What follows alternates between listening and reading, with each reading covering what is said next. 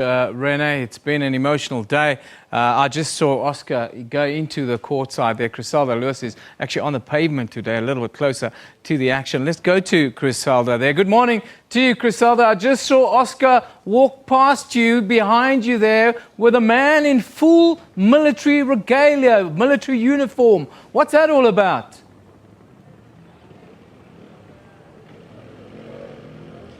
Well, you know that Oscar Pistorius has always been accompanied by a very high police contingent or even security contingent. Well, the one this morning certainly was very reduced. Oscar Pistorius usually arrives in a vehicle here, but we saw him walk from the direction here behind me into the court this morning. But obviously, since the beginning of this trial, we saw to quite a lot of media that we saw here. So essentially, what we're expecting to happen in this court here this morning is for the state to call another witness, an emotional witness, as described by the state prosecutor there, Chriselda, where he said that the person who will testify today is quite emotional. So a lot of speculation at this point here, stating that perhaps the person that might be called might be someone who's extremely close to Reeva Steenkamp. And certainly this is what we're seeing with the state. What they're basing their pre-sentencing arguments on at this point is that they want to show the impact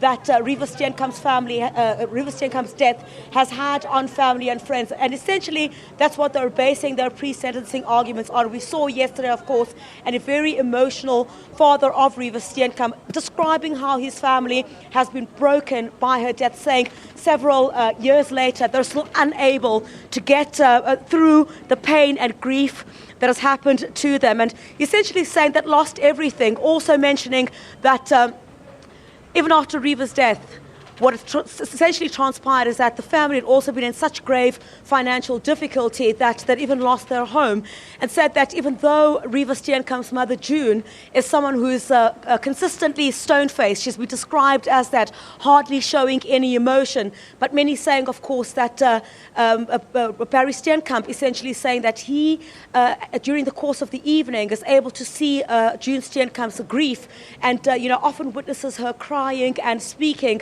to Reeva Steenkamp as if she is there. So really quite grueling testimony that we saw inside this court here yesterday. We're expecting quite a lot of that here this morning. We're expecting really to wrap up proceedings here today, but a question still remains about whether the defense will call another witness. They did indicate that they'd be waiting to see who the state will call and would basically base a decision on that, on whether they will call another witness. But really what the state is essentially trying to do here is to show that Reeva Steenkamp's death, you saw the testimony that took place inside this court over the past couple of hours relating to Professor Scholes, who had indicated that Oscar Pistorius was a broken man. So what the state is doing here at this point is to show that Reeva Steenkamp's death has had quite an immense effect on her family, both emotionally and financially, and essentially saying to this court that it has no choice but to sentence Oscar Pistorius to 15 years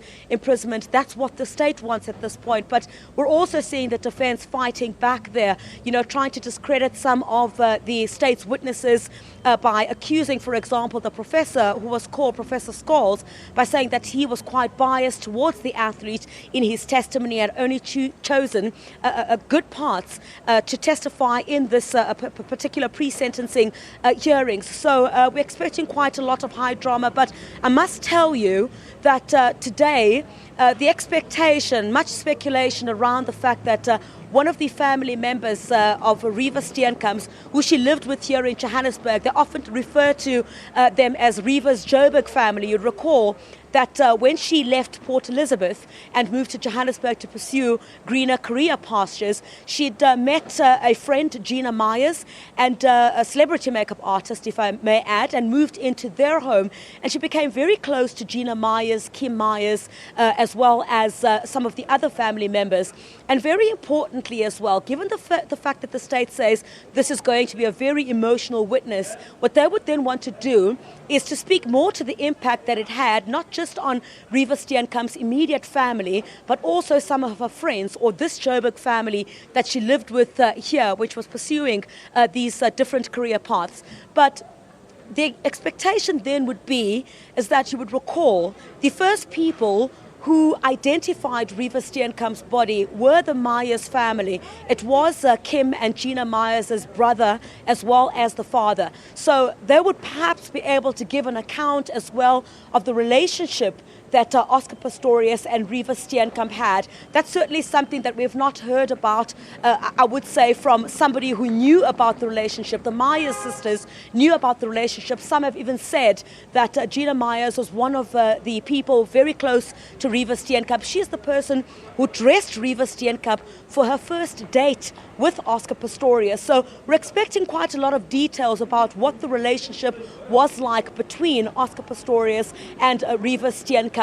Certainly, usually what would happen is that Reeva Steenkamp would have had conversations with the Myers sisters about this new relationship, I guess, that she was getting into and exactly how she felt. So a lot of speculation, I must say, even at this stage, about the fact that perhaps one of the Myers sisters will take to the stand here this morning and really would then get, a grave or much more detail about exactly what the relationship was between Oscar Pistorius and Reeva Steenkamp. It should be another emotional and quite explosive day. But briefly, before you go into court, I know you guys are preparing. Just briefly tell me about Judge Masipa wants to wrap up aggravation of sentence today, but tomorrow is a public holiday here in South Africa. Are we going to see her come back on Friday to sentence Oscar, or is this going to be into next week?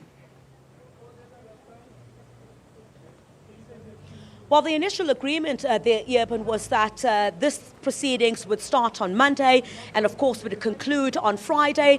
But we're seeing, of course, again, the state bring its last witness here this morning. And then, of course, we'll see cross-examination get underway by Oscar Pistorius' lawyer, Barry Rue. And then it's really dependent on whether the defense will call another witness. We saw that Barry Rue indicate he would then see who the state will call next and then decide then whether he's going to call another witness. So, your guess is as good as mine at this point, whether we'll be able to wrap up until Friday. But some of the sources that we spoke to say, look, Judge Thokozile Masipa has just about this week to attend to this particular matter. So it really remains to be seen. We'll certainly have an indication a little bit later on this morning into, where exactly we're heading here. But the initial agreement between all parties was that we'd be able to wrap all this up by Friday.